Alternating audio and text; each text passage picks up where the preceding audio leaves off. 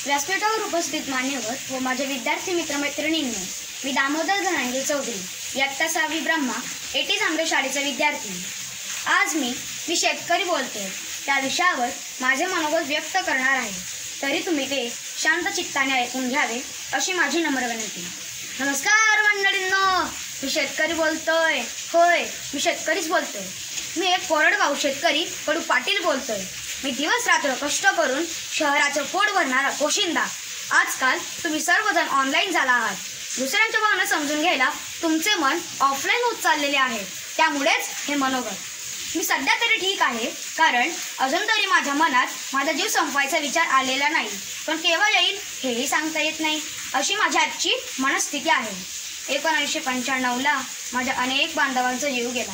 आजच्या परिस्थितीला आम्हीच जबाबदार, कारण आम्ही भोडी भाबडी अडाणी माणसं। सरकारवर आम्ही सहज विश्वास ठेवला व आम्ही फसलो। सरकारी लोक राजकारण करतात हे आम्हाला समजलेच नाही। आता कर्जमाफीच्या नावावर आम्हाला फसवण्याचा प्रयत्न होत आहे। कर्जमाफीचा फायदा किती शेतकऱ्यांना होतोय, होणार याकडे कोणी बघतच नाही। काही योजना आल्या तर त्या फक्त कागदावरच। एखादे पीक खूप आले की त्या पिकांचे भाव पडतात। माझे खूप नुकसान होते।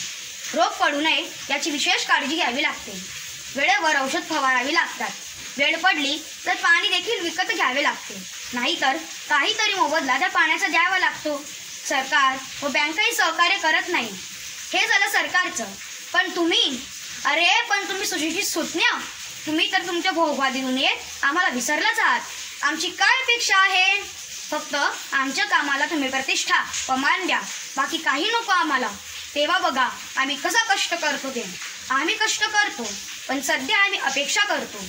आम्हाला माणुसकीने विचारा, आमच्याबद्दल तुम्हाला काळजी आहे असे दिसू द्या। याचे मोल आमच्यासाठी अधिक आहे। तुम्ही एखादी भाजी घेता तेव्हा 1-2 रुपये कमी करण्यासाठी तुम्ही आम्हाला जे बोलता त्याने आम्हाला खूप दुःख होते। आम्हाला पैसे कमी मिळाले तर चालतील, पण असं बोलणे नको वाटते। या स्वार्थी जगात तुम्ही आम्हाला मदत करू शकता। राजकारणी व व्यापारी यांच्यापासून खूप शोषण होते। यांचा अधिक तोटा आपल्याला सहन करावा लागणार आहे।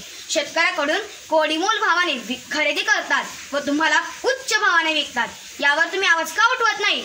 आमच्या मुलाबाळांच्या शिक्षणाकडे सर्वांचे दुर्लक्ष आहे।